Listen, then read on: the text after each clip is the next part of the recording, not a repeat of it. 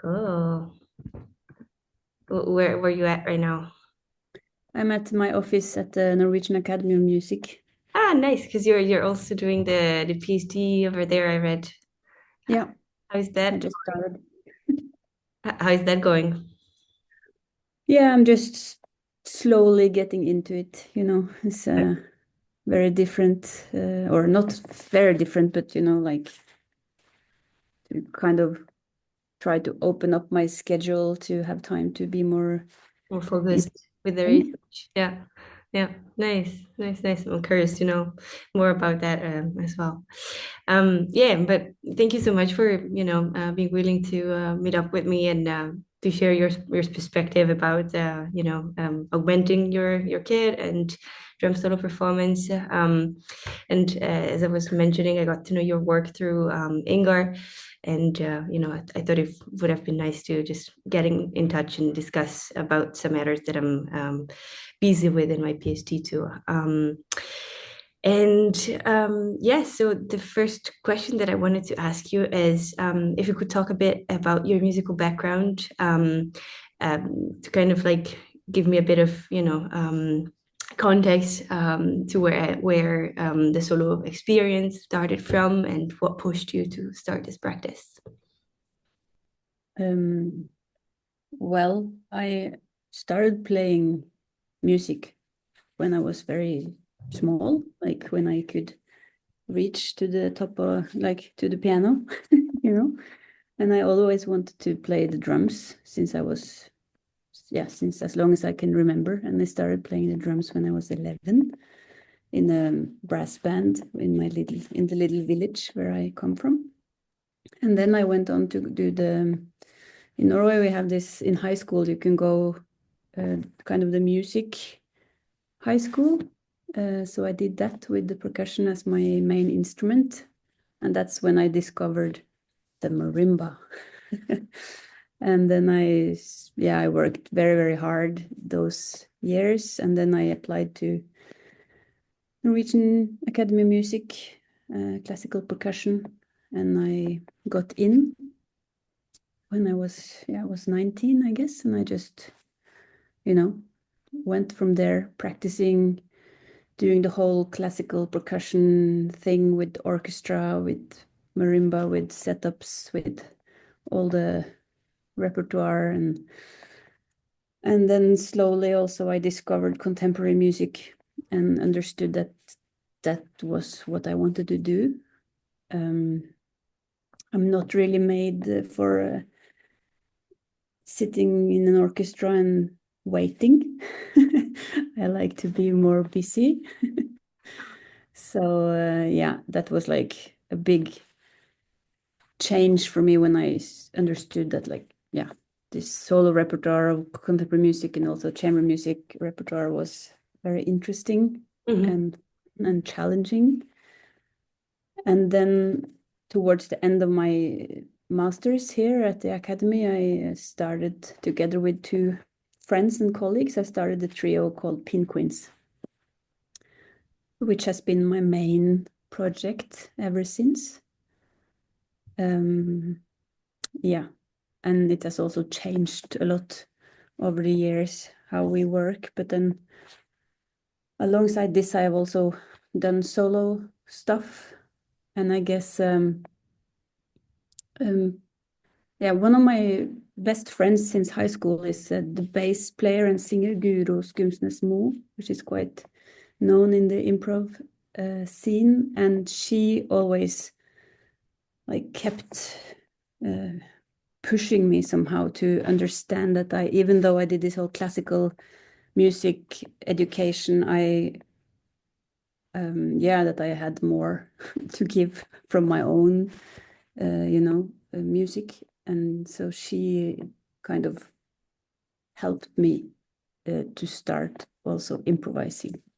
Nice. That was quite late, actually. Mhm. Yeah. Interesting. And you mentioned penguins, and I was curious to know if the practice with that drum trio had an impact on you in the sense of experimenting with post-instrumental practices through drum augmentation, if that was like, the the aspect that mainly influenced you with through this collaboration? Yeah, I think with Penguins, since the very beginning, we started doing more, yeah, so-called post-instrumental music. Like one of the first pieces we played was the Musique de Table from Thierry de May, like starting with some existing repertoire, but very soon we started to commission pieces from composers. But it was, for a long time, it was a mix between more like normal percussion instrument music and also more performative stuff and singing and, using the body and objects. Yeah. Yeah, so Penguins has all the time been kind of moving in this direction quite clearly. Yeah. And then, yeah. Nice. And so when you started to do solo performances with the like, what was your setup like? How did that evolve in time, or do you prepare your setup based on certain compositions that you have to perform, or like now that you said that you're more into improvisation as well, what's your process in terms of structuring your setup? Um, I guess I've I think through the more composed music, I also discovered, like all percussionists, I guess, like what a huge sound world we have, and that everything can be an instrument. And this has always been super interesting to me. And so from this, I guess also my improv practice has comes, I guess like the first time I played improv for real, I had yeah, some of my favorite tin cans and Mhm. steak knives and like just tiny things. And then yeah, it depends. Try to like reinvent myself and my setup Mhm. quite every time I get the opportunity to do solo improv, for instance. I do, yeah, I try to investigate again my stuff and build things, sometimes constructing kind of new instruments from different parts. Yeah. Also including the voice, I do a lot. I like to sing or speak or do sounds also with the voice. So has become also a big part of the improv practice. Yeah. So the role of composition and improvisation in your performances can change based on the context, the concerts, and you don't have like do you have like a set list like that you try to follow, or is it more like a hands-on experience, and you're more driven by the energy of the room and the people? How does that work for you? It's a bit different every time, I think, but I often, because I have to make a selection of sounds, that Mhm. somehow also is already then some decisions are made for the music, and I practice in advance on the chosen setup that I have, Mhm. and then in the performance, it's improv, but I also somehow have a sort of a plan or some ideas of where to go. But also sometimes it turns more into a piece. Like a couple of years ago, I made this piece that I ended up calling I'm Just Me. Mhm. But it started out as improv, but then I wrote this text and I started to play with samples and also with like costume and certain behaviors. And then it became something that I feel is more composition maybe than it is improv, even though it is also improvised in the moment. Yeah.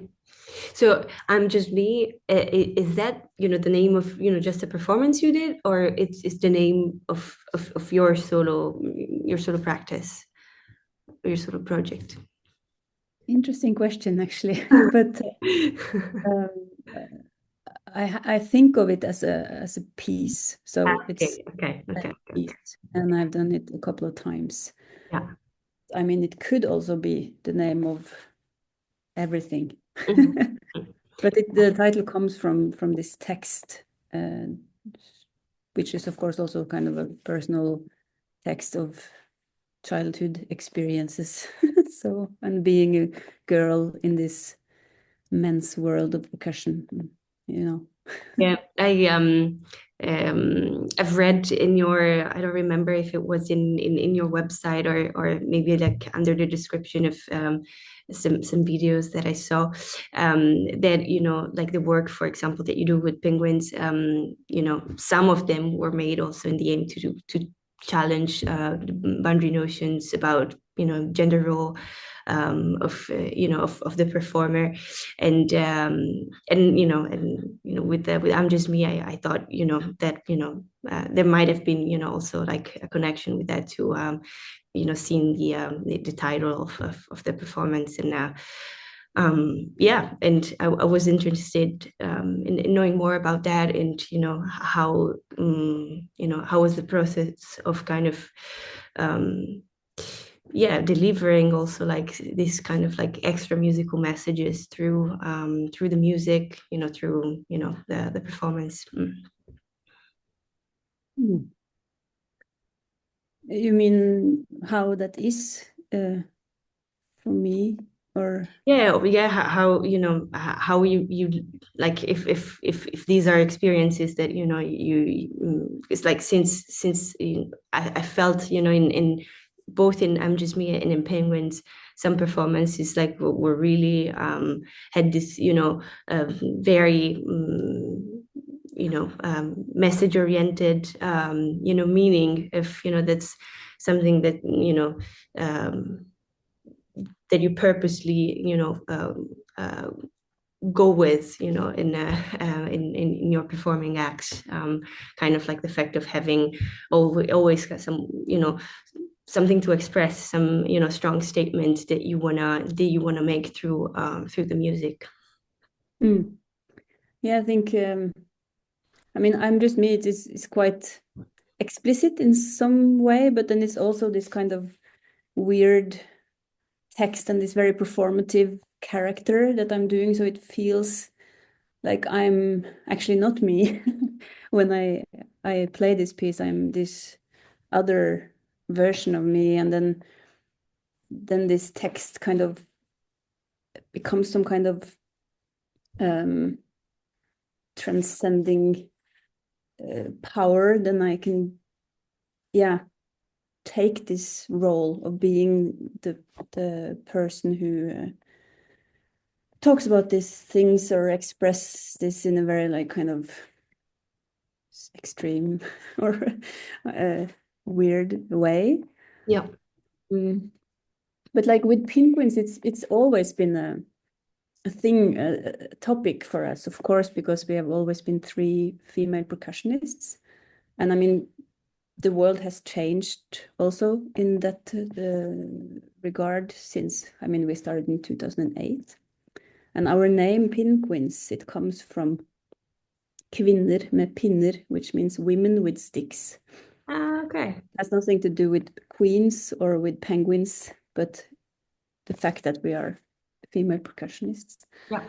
The, for a long time, we really avoided the whole like using this fact that we are three female percussionists in any way. We were very scared that we would be given opportunities because we were women and not because we were But good. But now it's different. And I mean, it's not so that we do that so explicitly now either, but we try to be role models first and foremost. yeah. Also, I mean, we program mostly female composers or we work with other female artists. Yeah. So it's there. Yeah, yeah, yeah, yeah. Nice. And actually, like as part of my research, I'm trying to understand, like also through these interviews that I'm doing, if there is like a connection within gender, ethnical identity, and the fact of performing in solo as a way of like finding your own voice, your own identity, due to the fact that that maybe, I mean, we're different, like like we don't correspond to kind of like the traditional image or the traditional role of the drummer. So yeah, I was like curious to know if you also felt that some historical and anthropological biases related to the role and the identity of the drummer have influenced the way you play in general and the way you play solo. And also, if you intentionally wanted to leave those more conventional approaches behind when you started, with the augmenting your set, experimenting with extended techniques, solo experimentations, and stuff like that. Yeah, I think for sure that is part of it. And I always felt when I was younger and when I was studying in particular that I had to put myself into a very tight suit or like a tiny box. And I realized maybe over the past few years that it was also somehow that everything we learned somehow came from a male body and a male way of being in the world and thinking about things. And I never really fit in.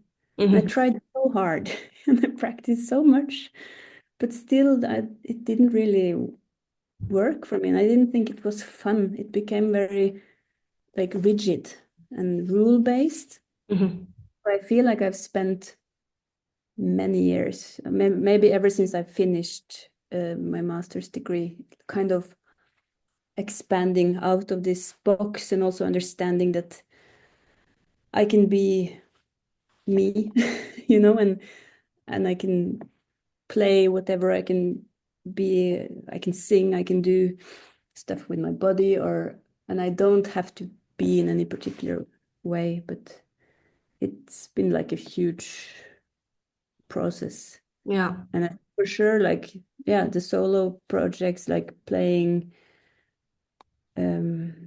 yeah, and with Penguins, and also pieces that I have made for others and for myself, has to do with this in a very large extent, I think. So you think there is a connection between the way you play and your gender and ethnical identity, and do you think that conditioned somehow your practice, your solo practice, and and also I was curious to know specifically what was the process for you of finding your new identity of a new drummer, through your practice. Yeah, good question. I mean, Good like I question. said, it's been a long way. But there have been like certain people and certain projects that have been very important for me. Yeah. So very soon after I finished my studies here at the academy, I started to play with a pop group called Phaedra with Ingvild Langgaard. It's her like artist persona. And this was also like this was a very important thing because the rest of the people in this group, they didn't come from a like music school. They didn't know all the theory and all the rules. So then I had to try to dare to play something that was different from all the rules I had learned in school. So that was like one thing which also led me into working with dance and perform how do you say, performance art. So yeah, and also another project which has been very important is the Norwegian French puppet theater called Plexus Polaire and Ingvild Aspeli, and where I have been like both composer and performer on stage for many, many years, which was also a totally different role, and where I feel like I found myself again somehow in the character of this one-woman band that I were in a piece called Chambre Noire. So like I don't know. I always had a lot of alter egos, like since I was a child, and then some of them have become more prominent also through this work. And I think maybe that's also a way of somehow finding again. Exploring different identities in order to, to understand who you are, you mean? Yeah, I think so. Also, yeah, as a performer and also as a person on stage Yeah. and as a percussionist or what, I don't know, am I a percussionist or am I just a body in Yeah. space, you know? Yeah. Yeah, I really liked in your performances this more like theatrical or performative aspect of your solo practice, but also like the practice with other ensembles like Plexus Polaire and Penguins. And I watched, man, I'm gonna mispronounce this for sure. Skygospel, Volume One.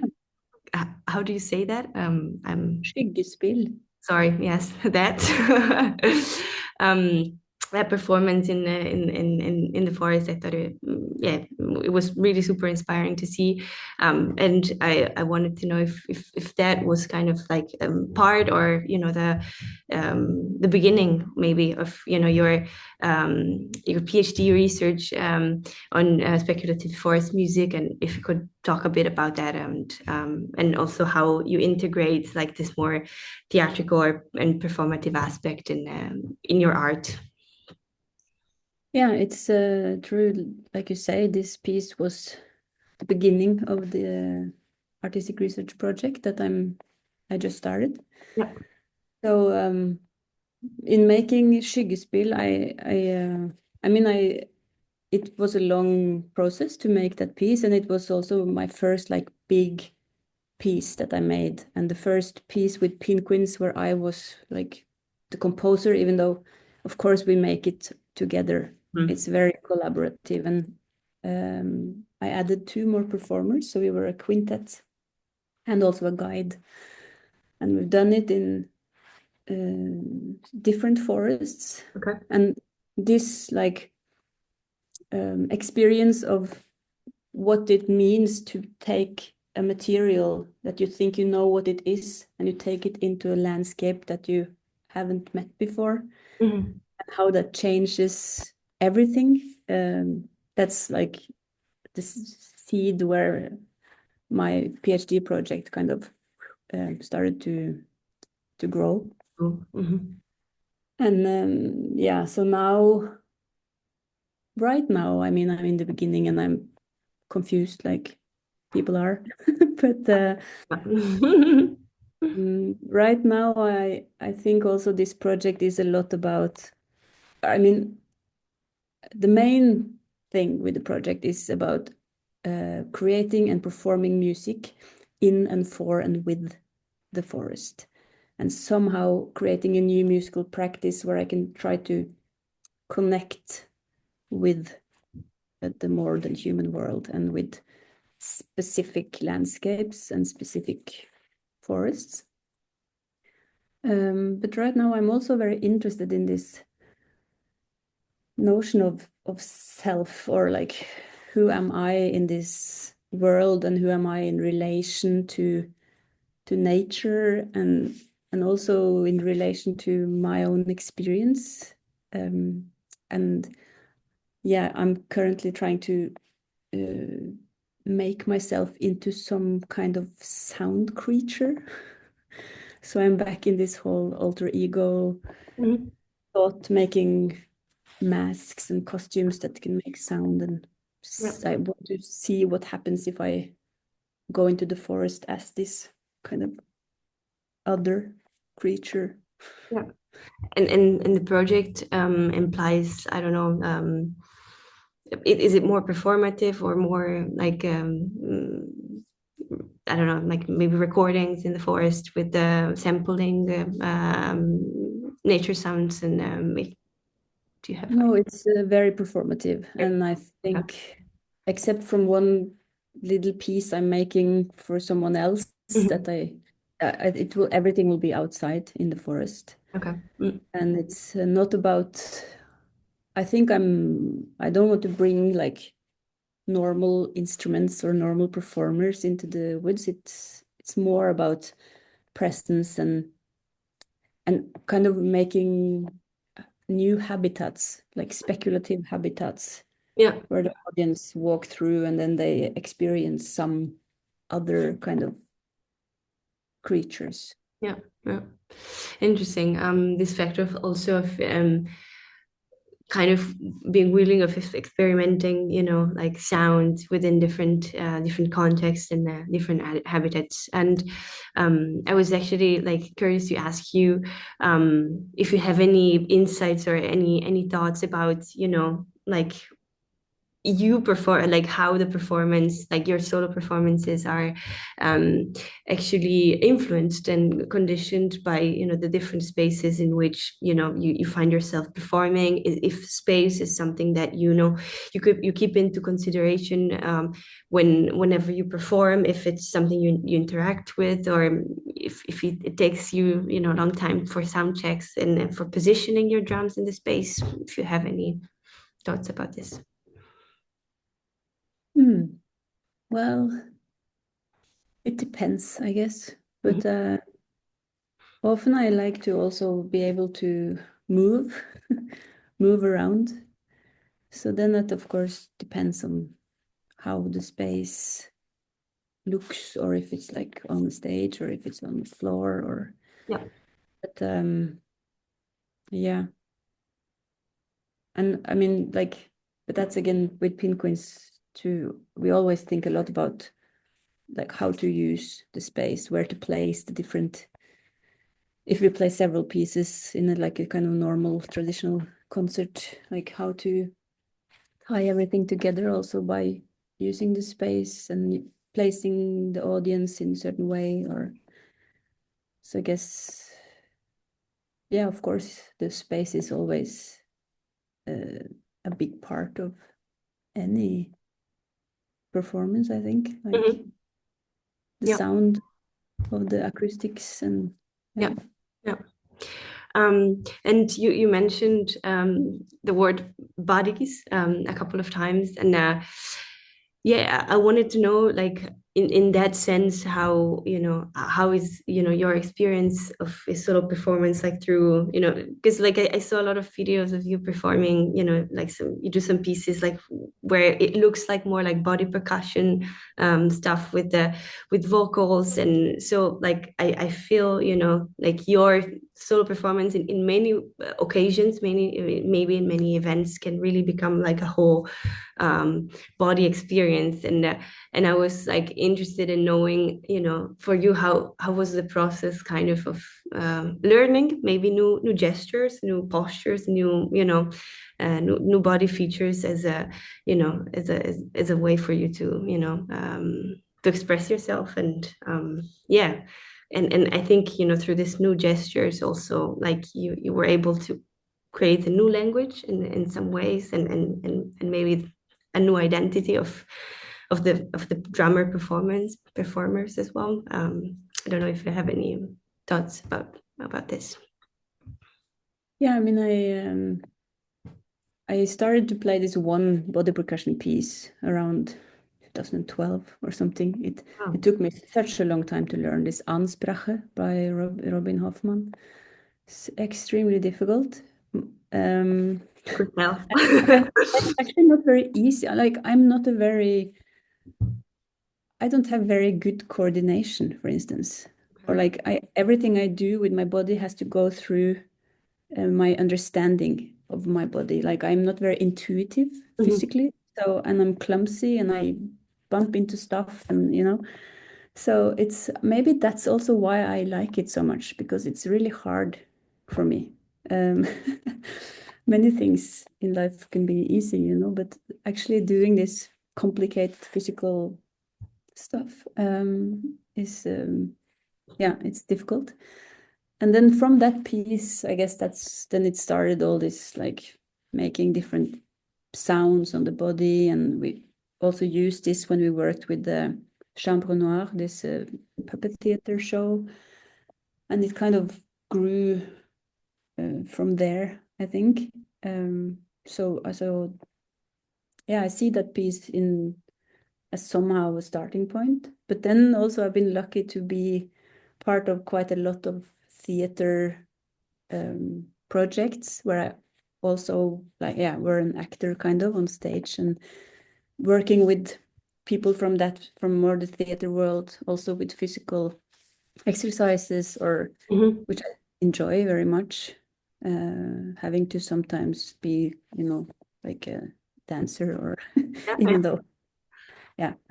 And also with Penguins, we have gone into this and also working with actors or dancers to help us not just be a musician that doesn't really, that just do what's on the score, but to more embody this Hmm. practice and Yeah. learning a lot of stuff by heart, because that's what it takes. Yeah. Yeah. And also, the last many years now, I've worked closely with my partner is a composer, Simon Leffler, who Okay. works with animal body parts. Okay. So I also done a lot of pieces with him with like wings or long eyelashes, Yeah. or Yeah. So that. Oh my God, that's so cool. yeah, it's Yeah. very cool. And yeah, so but then yeah, I guess that it is actually a practice that some of us have cultivated to a certain extent, like me and, yeah, Jennifer Torrance in Penguins, and yeah, um, Yeah. And spending quite a lot of time, I guess, on these bodily practices to mhm. that it's not so random, but more, Yeah, yeah, more it's aware. It's something that you awarely are like looking for. And when did these more like performative practice came in? Like it's um some stuff I saw kind of like reminded me almost to installations, and I was curious to know like for how long you've been experimenting with this. you mean with Penguins? Yeah, in general, I mean, like, Um, yeah, I guess it's somehow also an expansion of the instrument. So yeah, for instance, this piece, maybe that's what you're referring to, called Interval. mhm. It's a huge box that we build with all the objects like hanging Yeah, on yeah. rope, which is the first big piece that we made ourselves with no composer, Oh, wow, together with a scenographer. nice. Um, but I mean, we have also done more like installation, like instrumental pieces quite a long time ago, with I also Penguins. with electronics as well. I saw some, some stuff from, maybe a few years ago that Yeah, and yeah. also this kind of metal cages with the sounding objects in that we it's called sculpture, I think, actually, this piece. Yeah, so it's So also like the way you experiment extending and augmenting your instruments through electronics, it's always driven by a composer's idea, or sometimes like it can also be just a practice that you also experiment in a more improvised way, also through the solo maybe. yeah, it's both. I think nowadays, both for me personally and for Penguins, we Mhm. work mostly on our own stuff. We don't work in the same way with composers as we used to. It's not so interesting anymore. And for me, yeah, mostly I do my own things and experiment with. But I'm also influenced by, yeah, contemporary music, experimental music, all the people I have worked with and work with Yeah. still. And but yeah, it's a mix, I think. What are you working on at the moment in terms of like drums augmentations and yeah, if Hmm. there's any. Well, right now I'm mostly working with this PhD Mhm. project. Of course, yeah. Where I'm the last few days I've been making costumes with sound. Yep. But we also have some new projects with Penguins, working again with the same scenographer from the interval piece, where we're going to again build some kind of instrument that is also scenography. Mhm. And Nice. also this summer I worked with a Norwegian sound artist called Maja Urstad. And that was more of an improv thing for me. I was part of her installation piece, and then me and Sofia Jernberg, the Yeah, of singer, did course. like improvised-ish music in Mhm. Darmstadt, which was super interesting project also, with kind of being part of someone else's practice but still doing your own Your own. thing. What was your setup like in that occasion?